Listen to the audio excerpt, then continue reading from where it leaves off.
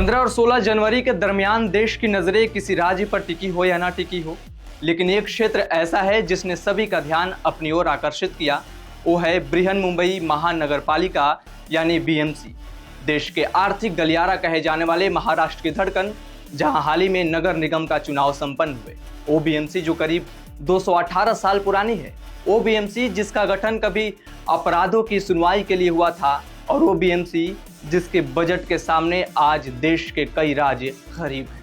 आज बात महाराष्ट्र के बृहन्मुंबई महानगर पालिका की, जिसे देश की सबसे बड़ी महानगर पालिका का तमगा प्राप्त है। नमस्कार, आप देख रहे हैं द हिंदी टॉप और मैं हूं आपके साथ सर्वजीत जायसवाल। ये समय था 1807 का, जो बॉम्बे यानी आज की मुंबई 7 द्वीपों का समूह हुआ करती थी। ये ब्रिटिश ईस्ट इंडिया कंपनी के लिए बेहद खास जगह थी, क्योंकि यहाँ से अंग्रेजों के व्यापार के लिए उचित संसाधनों की व्यवस्था हो जाती थी। उस समय मुंबई की पेटी सेशन कोर्ट जैसी अदालतें हुआ करती थी, जिसमें छोटी मोटी आपराधिक घटनाओं की सुनवाई हुआ करती थी। ये वही अदालती व्यवस्था थी जहां से शुरू होती है बॉम्बे को बीएमसी यानी बृहन्मुंबई महानगर पालिका बनाने की कहानी। दरअसल 1807 में बॉम्बे महानगर पालिका में एक पेटी सेशंस कोर्ट हुआ करता था। इसमें 2 मजिस्ट्रेट और एक जस्टिस ऑफ पीस थे, ताकि शहर के छोटे मोटे अपराधों पर तुरंत सुनवाई हो पाए। हालांकि जैसे जैसे समय बीतता गया, वैसे वैसे बॉम्बे बड़ा होता गया और इस सेशंस कोर्ट का आकार भी बढ़ता गया।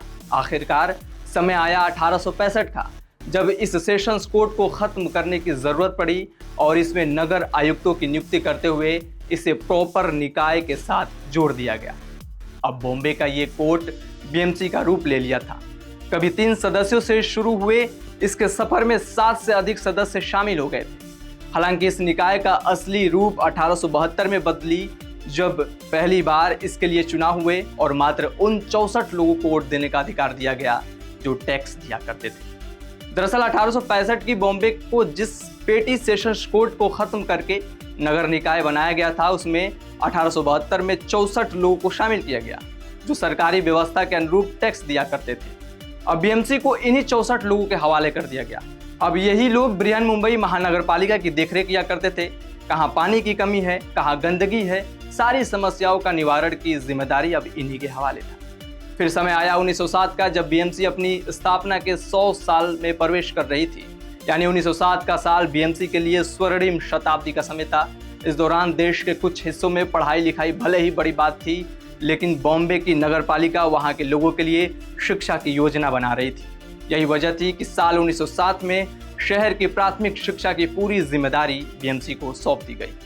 लेकिन बीएमसी में असली क्रांति का समय 1948 में आया, जब देश आज़ाद हो गया था और भारत के नागरिकों के लिए नियम कायदे बनाए जा रहे थे। इसी बीच बीएमसी ने भी अपनी वोटिंग व्यवस्था में बदलाव की और आज़ादी के बाद पहली बार वयस्क मताधिकार के आधार पर चुनाव कराया। जहां पहले केवल मुंबई महानगर पालिका में टैक्स और किराएदारों को वोट देने का अधिकार था, अब उसे हर वयस्क यानी 18 साल से अधिक उम्र वालों के लिए खोल दिया गया। आज जो बीएमसी दुनिया और देश के लिए नजीर है, उसके फैसले भी ऐतिहासिक रहे हैं। इसके 1-2 नहीं बल्कि कई उदाहरण है, जैसे 1931 में अध्यक्ष का पदनाम बदलकर मेयर करना, 1972 में मराठी को नगर निगम की आधिकारिक भाषा बनाना और 1996 में कानून बदलकर बॉम्बे की जगह मुंबई करना। इसके अलावा 1989 में वोटिंग की उम्र घटाकर 18 साल करना, 1990 में महिलाओं के लिए 30% सीटों को आरक्षित करना, 1990 में चुनाव लड़ने की न्यूनतम उम्र 21 करना और 2007 में मेयर और उप मेयर के लिए हाथ उठाकर चुनाव करवाना। अब आते हैं मेन मुद्दे पर। आखिर बीएमसी के पास ऐसा क्या है जिसके चुनाव में जीत पाने के लिए भाजपा और कांग्रेस जैसे घोर विरोधी भी गठबंधन कर लिए थे? इसके पीछे मात्र एक जवाब है, बीएमसी का बजट। असल में बृहन्मुंबई महानगर पालिका इतनी अमीर है कि कई राज्यों की पूरी सरकार उसके आगे गरीब लगती है। आपको शायद भरोसा करना मुश्किल हो रहा होगा, लेकिन ये सच्चाई है। इसका प्रमाण आपको वित्तीय वर्ष 2026-27 से मिल जाएगा, जिसमें बीएमसी का बजट 74,427 करोड़ रुपये रखा गया है। यह अब तक के इतिहास का सबसे बड़ा बजट है। चौंकाने वाली बात यह है कि गोवा, हिमाचल, अरुणाचल प्रदेश, सिक्किम और त्रिपुरा जैसे भारत के 5 राज्य इसके आगे गरीब हैं, क्योंकि इन सब का वार्षिक बजट 74,000 करोड़ रुपए से कहीं नीचे है।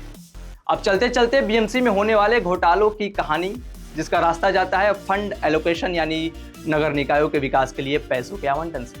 दरअसल बीएमसी महाराष्ट्र की राजनीति में हमेशा से केंद्र में रहा है।